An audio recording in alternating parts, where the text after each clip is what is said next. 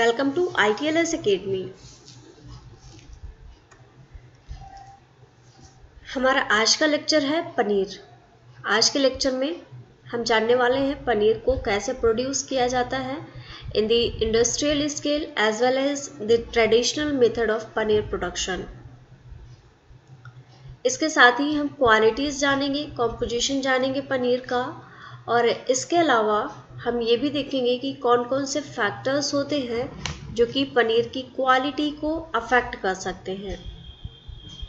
तो चलिए स्टार्ट करते हैं विद अवर लेक्चर।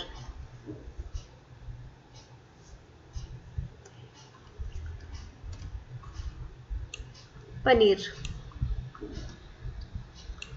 सबसे पहले हम देखेंगे कि हमारा ऑब्जेक्टिव क्या है इस चैप्टर को पढ़ने का।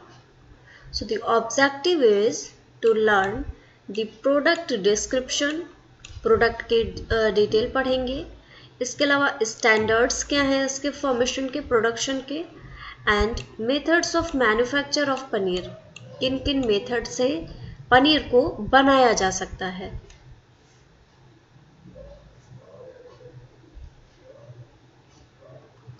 So let us start with introduction.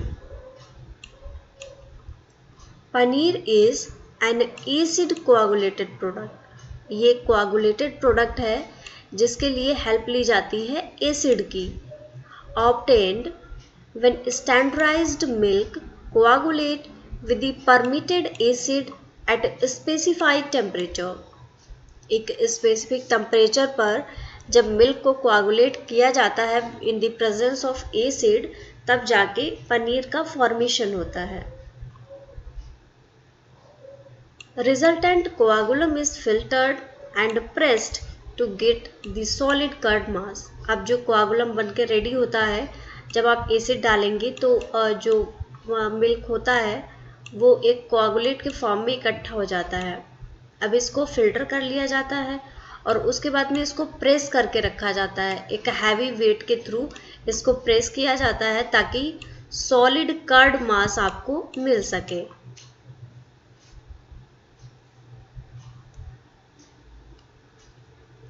It was reported that 5% of the milk produced in India is converted into paneer.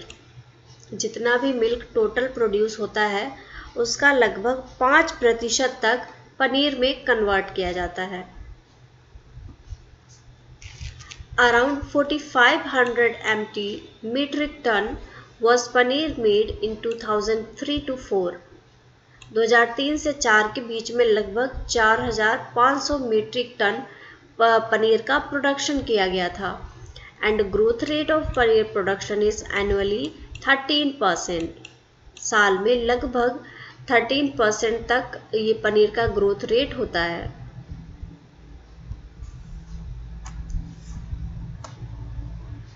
चलिए कुछ standards and chemical and microbiological limits दी हुई हैं। तो सबसे पहले हम स्टैंडर्ड्स देख लेते हैं। ये स्टैंडर्ड्स दिए गए हैं food safety standards regulation 2011। Paneer means the product obtained from the cow और बुफेलो मिल्क। पनीर एक ऐसी चीज़ है, जो ऐसा प्रोडक्ट है जो कि काउ या बुफेलो मिल्क से मिलता है। इसके अलावा ये दोनों मिल्क के कॉम्बिनेशन से भी बनाया जा सकता है। thereof by precipitation with sour milk। सौर मिल्क के प्रेसिपिटेशन की हेल्प से पनीर को बनाया जा सकता है। और सौर मिल्क में कौन कौन सी चीज़ें एसिडिक हो सकती हैं, जैसे कि लैक्टिक एसिड और सिट्रिक एसिड।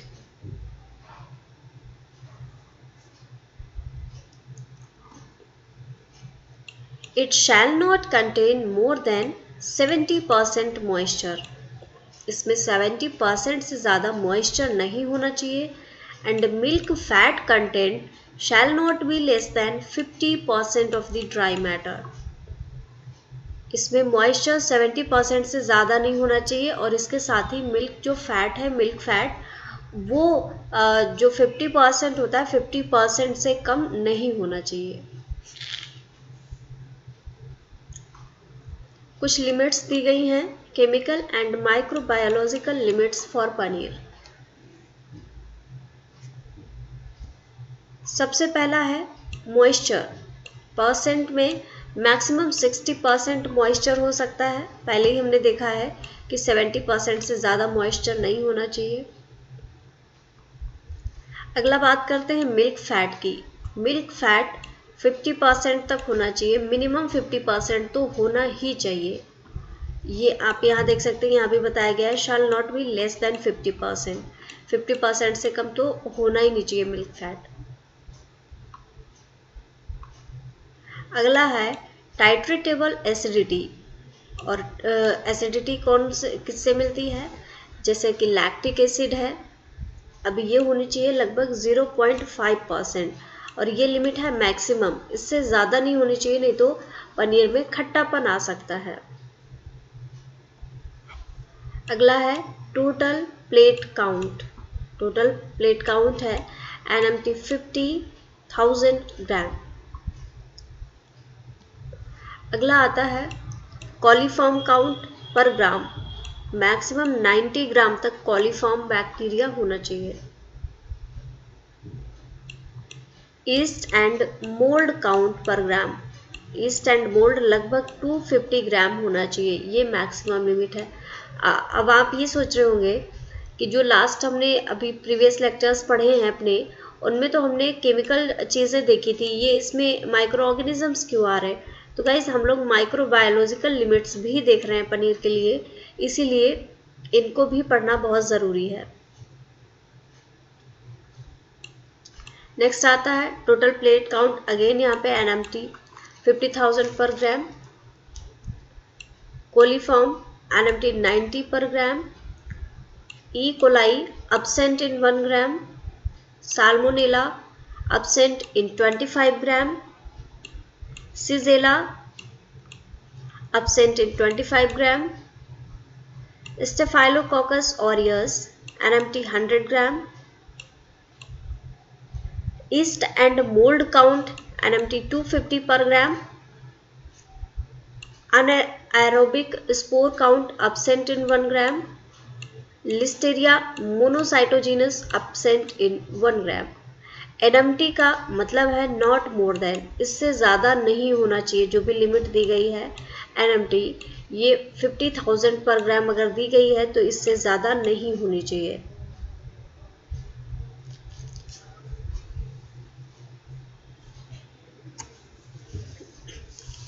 चलिए कुछ चेंजेस जो आते हैं while the process of manufacture वो देख लेते हैं. वो जो चेंजेस होते हैं वो फिजिकल लेवल पे भी हो सकते हैं, केमिकल लेवल पे भी हो सकते हैं. इसीलिए दोनों को साथ में फिजियोकेमिकल चेंजेस बोला जाता है. So let us see what are the physiochemical changes while the manufacturing process of paneer.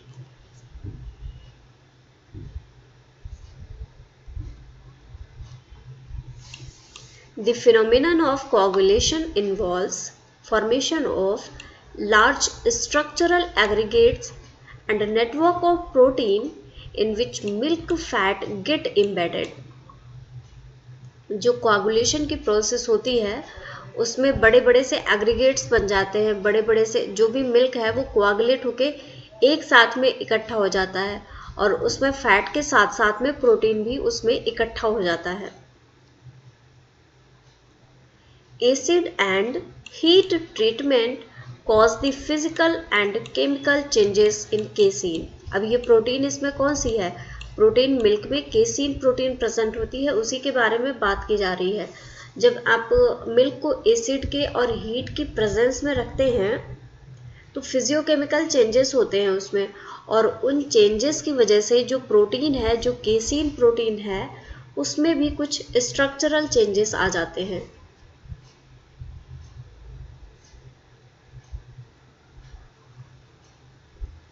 अब वो चेंजेस क्या हैं देखते हैं. Heating causes the interaction of beta lactoglobulin with 8 casein and complex formed between beta lactoglobulin and beta lactalbumin. Albumin के बाद में है यहाँ से इंटरैक्ट विद 8 केसीन. यहाँ पे दोनों चीज़ें अलग हैं. Albumin interact with 8 casein. जो हीटिंग की प्रोसेस होती है उसमें क्या होता है, बीटा लैक्टोग्लोबिन और 8 केसीन का कॉम्प्लेक्स बन जाता है। नेक्स्ट क्या होता है, acidification initiates the progressive removal of try calcium phosphate from the surface of the casein. जो एसिडिफिकेशन, जब एसिड के टच में आता है मिल्क, तब ये केसीन प्रोटीन जो है उसकी सरफेस पे ट्राई कैल्शियम फॉस्फेट प्रेजेंट होता है। अब ये जो एसिड होता है, एसिड क्या करता है, इसको रिमूव करने लगता है केसीन की सरफेस से, and it gets converted into mono calcium phosphate. देखिएगा चेंज आया है, ट्राई कैल्शियम फॉस्फेट से ये कन्वर्ट हो जाता है मोनो कैल्शियम फॉस्फेट में। इंपॉर्टेंट पॉइंट है जहाँ से डायरेक्टली क्वेश्चन पूछा जा सकता है कि एसिडिफिकेशन कैसे अफेक्ट करता है जो प्रोसेस हो रही है, जो फिजियोकेमिकल चेंजेस हो रहे हैं during manufacturing of paneer.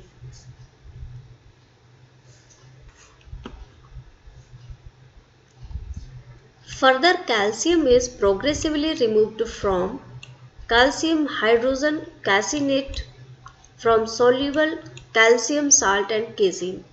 Further आगे भी कैल्शियम का रिमूवल होता है। Colloidal dispersion of discrete casein micelles changes into large structural aggregate of casein। वैसे क्या होता है, कोलाइड के फॉर्म में मिल्क में ये प्रोटीन प्रेजेंट रहती है, लेकिन जब ये एसिडिफिकेशन की प्रोसेस होती है तो सारे ही प्रोटीन एक साथ में इकट्ठा होकर एक लार्ज स्ट्रक्चर बना लेते हैं।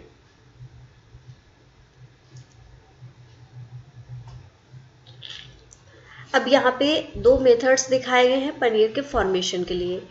एक है traditional method of paneer manufacture और दूसरा है method followed in the organised dairy plant. कैसे ट्रेडिशनल मेथड से बनाते हैं और कैसे डेयरी प्लांट्स में पनीर को बनाया जाता है।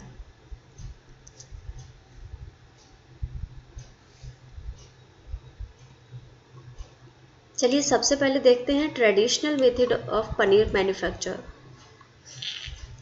सबसे पहले क्या है, बफेलो मिल्क लिया, यहाँ पे बफेलो मिल्क दिखाया गया है, आप काऊ मिल्क भी ले सकते हैं या दोनों का मिक्सचर भी ले सकते हैं। अब पहले मिल्क की बॉइलिंग की जाती है।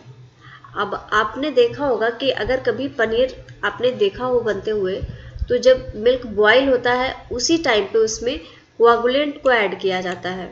कोआगुलेंट क्या होता है, जो एसिड है या सौर वे है, कोई चीज़ ऐसी जो खट्टी चीज़ है जिसमें एसिड प्रेजेंट है और जो मिल्क को कोआगुलेट करा सके, ऐसी चीज़ को हम बोलते हैं कोआगुलेंट। सो कोआगुलेंट का एडिशन होता है और यहाँ पे कोआगुलेशन हो जाता है, मिल्क का थक्का जैसा जम जाता है। कोआगुलेट या पीपीटी प्रेसिपिटेट हम बोल सकते हैं, कोआगुलेट भी बोल सकते हैं। अब क्या किया जाता है, इस कोआगुलम का फिल्ट्रेशन किया जाता है। फिल्ट्रेशन के बाद में जो वे होता है, जो पानी वाला मैटर होता है, उसको रिलीज कर दिया जाता है और जो कर्ड होता है, जो सॉलिड कर्ड निकलता है, उसको कलेक्ट कर लिया जाता है। नेक्स्ट स्टेप में क्या होता है, ये जो कर्ड इकट्ठा हुआ है इसको प्रेस किया जाता है। अब नॉर्मली अगर घरों में देखते हैं तो प्रेसिंग के लिए कोई भी नॉर्मल सी चीज़ें यूज़ की जाती हैं, हालांकि इंडस्ट्रीज में मेथड अलग होता है प्रेसिंग का। अब जब इसको प्रेस करेंगे तो प्रेस करने के बाद में भी जो कुछ मॉइस्चर का कंटेंट उसमें प्रेजेंट होता है, जो वे प्रेजेंट होता है, वो वहाँ से निकल जाता है। अब बचता है आपके पास में सिर्फ और सिर्फ सॉलिड मैटर, जिसको कि हम बोलते हैं पनीर। तो कुछ इस तरीके से ट्रेडिशनल मेथड के द्वारा पनीर का मैन्युफैक्चर किया जाता है।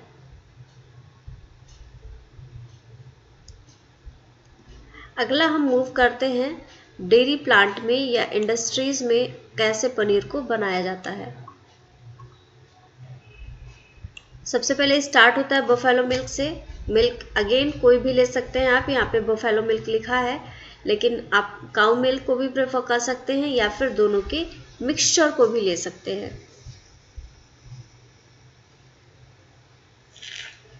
अब अगली प्रोसेस होती है स्टैंडर्डाइजेशन की। जो बफेलो का मिल्क लिया उसका स्टैंडर्डाइजेशन किया गया। स्टैंडर्डाइजेशन के प्रोसेस में जो फैट कंटेंट होता है वो रखा जाता है 5.8%, जबकि जो SNF होता है that is solid non fat होता है वो रखा जाता है 9.5%। अगर हम बात करें दोनों के रेशियो की, फैट और सॉलिड नॉन फैट के, तो ये रेशियो आता है 1:1.65। 1:1.65 ये रेशियो है in the case of standardisation of paneer, ratio of fat and solid non fat.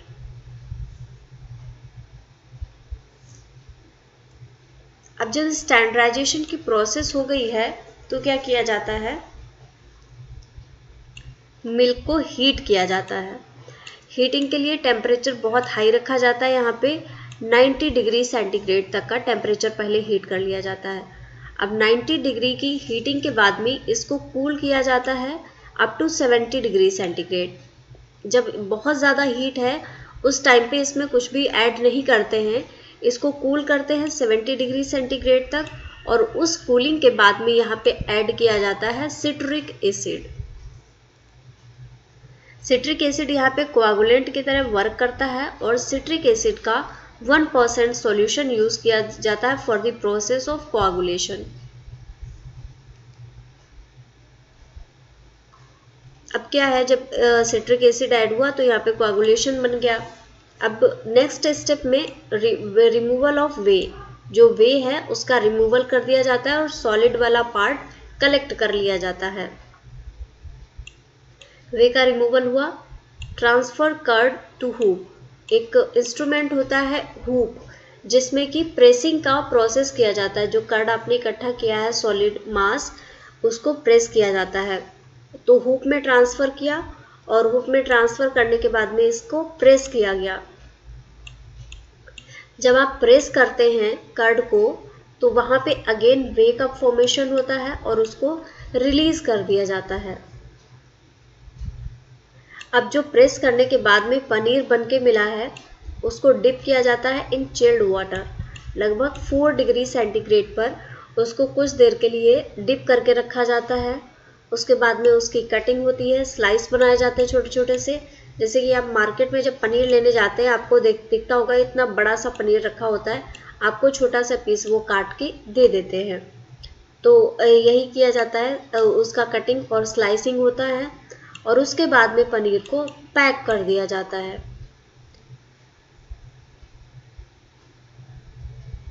तो ये दो तो मेन मेथड है जिनसे कि पनीर का फॉर्मेशन होता है इंडस्ट्रियल स्केल पे और ट्रेडिशनल लेवल पे किस तरीके से होता है, दोनों ही हमने अच्छे से पढ़ लिए हैं। चलिए आगे देखते हैं। अब ये मेथड जो है यहाँ पे मेथड ये भी फॉलो हो सकते हैं काउ मिल्क के लिए, लेकिन एक्सक्लूसिवली यहाँ पे ये बफेलो मिल्क के लिए दिखाए गए हैं प्रोसीजर्स। अब आगे काउ मिल्क से कैसे बनता है पनीर वो देखते हैं।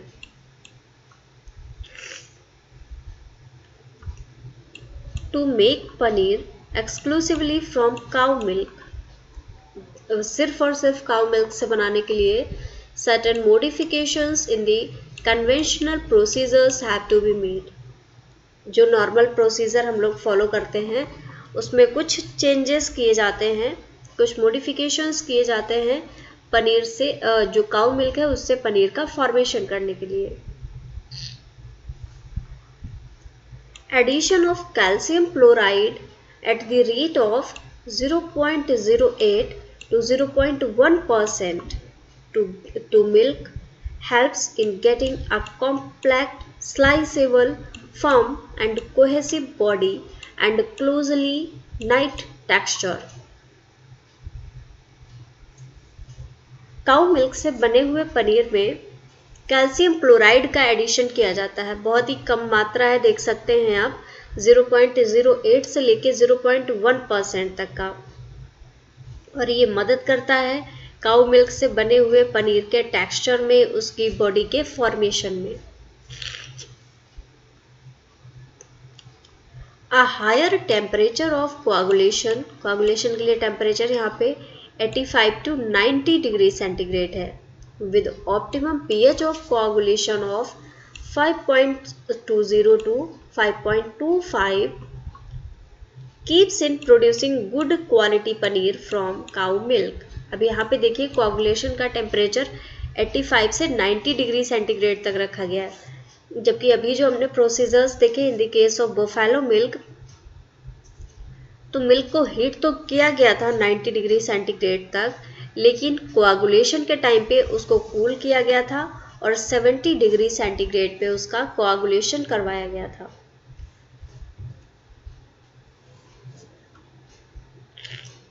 पीएच को भी मेंटेन करके रखा जाता है जब कोआगुलेशन की प्रोसेस हो रही होती है, और सबसे अच्छा जो टेक्सचर जो क्वालिटी मिलती है वो मिलती है 5.2 से लेके 5.25 तक। However, at this stage of coagulation, moisture, yields and solid recovery are less। ये जो pH दिया गया है यहाँ पे, जो yield होती है पनीर की और जो रिकवरी होती है वो थोड़ी सी कम होती है।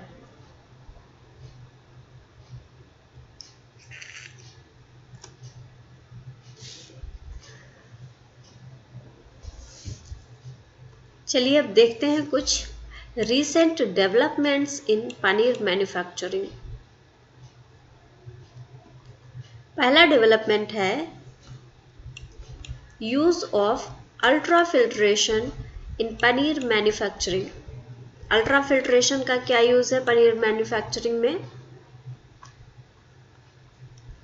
Ultra filtration can be used for the manufacture of paneer which offer advantages like access to mechanization, uniform quality, improved shelf life, increased yield and a nutritionally better product। Ultra filtration की मदद से आप देख सकते हैं कि कितने सारे एडवांटेजेस मिल रहे हैं पनीर को बनाने के लिए। एक तो मैकेनाइज्ड एक्सेस हो जाता है, दूसरा इसकी क्वालिटी एकदम से यूनिफॉर्म होती है, सेल्फ लाइफ बढ़ जाती है, डिग्रेड होने का टाइम उसका ज़्यादा हो जाता है। इसके अलावा पनीर की यील्ड बढ़ती है और न्यूट्रिशनल लेवल भी उसमें बेटर हो जाता है with the use of ultra filtration process.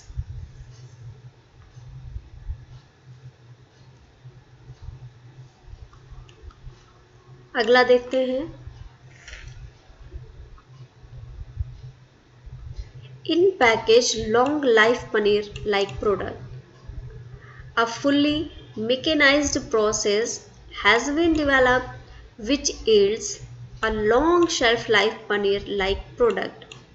ये एक ऐसा प्रोसेस है जो कि बहुत ही लंबी सेल्फ लाइफ के साथ में पनीर को प्रोड्यूस करता है। In this process, standardized buffalo milk is concentrated partially by vacuum concentration process and partially by ultrafiltration to TS content of 30%। अब ये जो प्रोसेस है in package long life paneer like product, तो इसमें क्या होता है, बफेलो मिल्क को वैक्यूम कंसंट्रेशन प्रोसेस की मदद से स्टैंडर्डाइज किया जाता है। जो हमने देखा था, वापस ले चलती हूँ आपको इमेज पे, स्टैंडर्डाइजेशन की प्रोसेस हो रही थी हीटिंग से पहले, तो इसी प्रोसेस की बात कर रहे हैं हम यहाँ पे कि जो स्टैंडर्डाइजेशन होता है उसमें वैक्यूम कंसंट्रेशन प्रोसेस की मदद से इस बफेलो मिल्क को कंसंट्रेट किया जाता है।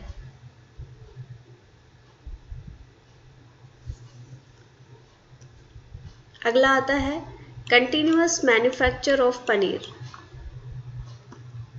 A continuous paneer making system was developed at NDRI Karnail. NDRI है करनैल में, वहाँ पे एक ऐसा सिस्टम बनाया गया है जिसमें कि आप लगातार पनीर का प्रोडक्शन कर सकते हैं। In this system, the unit operations involved in paneer making have been mechanized।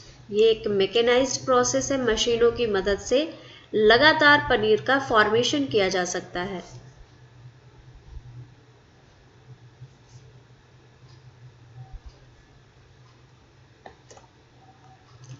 अब आते हैं some factors affecting quality and yield of paneer.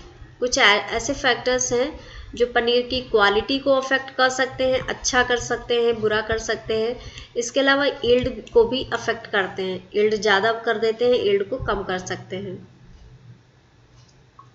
तो सबसे पहला जो फैक्टर है अफेक्टिंग क्वालिटी एंड यील्ड इस टाइप ऑफ मिल्क, डिपेंड करता है कि आप किस टाइप के मिल्क का यूज़ कर रहे हैं।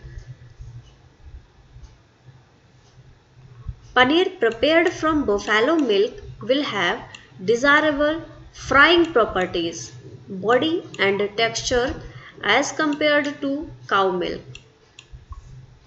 जो बुफेलो मिल्क से पनीर तैयार होता है उसमें कुछ फ्राइंग प्रॉपर्टीज़ अच्छी होती हैं, उसका बॉडी एंड उसका टेक्सचर भी काउ मिल्क से ज़्यादा अच्छा होता है। नेक्स्ट है quality of milk. To obtain paneer of good quality, the milk must be fresh. अच्छी क्वालिटी के पनीर के लिए फ्रेश मिल्क का यूज़ होना चाहिए and free from of flavour. कोई भी गलत तरीके की स्मेल, कोई भी गलत फ्लेवर उसमें नहीं होना चाहिए।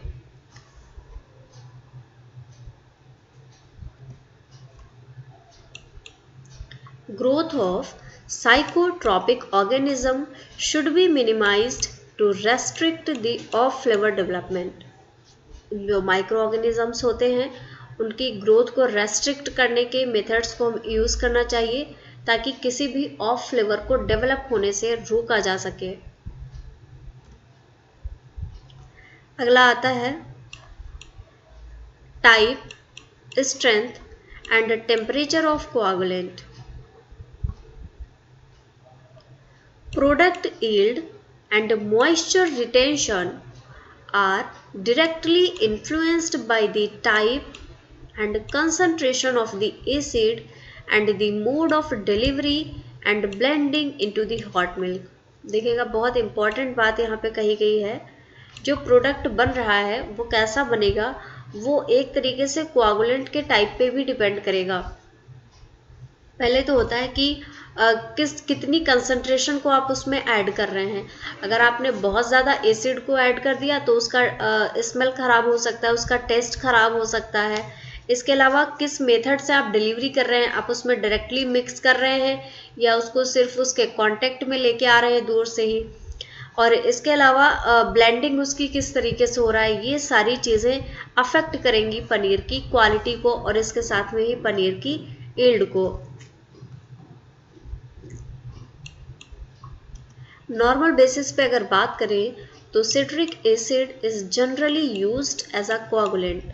जनरली अगर बात करें तो सिट्रिक एसिड का यूज किया जाता है एज अ कोआगुलेंट। अगला है heat treatment of milk. Milk का हीट ट्रीटमेंट भी डिफाइन करता है कि जो पनीर आप बना रहे हैं उसकी क्वालिटी और यील्ड कैसी होगी। This is one of the technological requirement of the process which affect the sensory and microbiological quality of paneer. ये जो हीट ट्रीटमेंट है ये एक बहुत ही ज़्यादा इम्पॉर्टेंट प्रोसेस है क्योंकि डिपेंड करता है, आपको पहले मिल्क को हीट ही करना पड़ता है पनीर के प्रोडक्शन के लिए, और इसीलिए ये सेंसरी एंड माइक्रोबायोलॉजिकल क्वालिटी को भी अफेक्ट करता है। क्योंकि अगर टेम्परेचर नहीं होगा, सूटेबल टेम्परेचर अगर माइक्रो ऑर्गेनिजम्स को मिल गया तो वो भी अपनी ग्रोथ कर सकते हैं और क्वालिटी को ख़राब कर सकते हैं।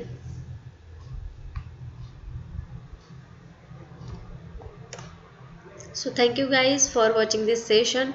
पनीर को हमने कंप्लीट कर लिया है। आने वाले लेक्चर्स में और भी कुछ ऐसे ही प्रोडक्ट्स के फॉर्मेशन का हम देखने वाले हैं।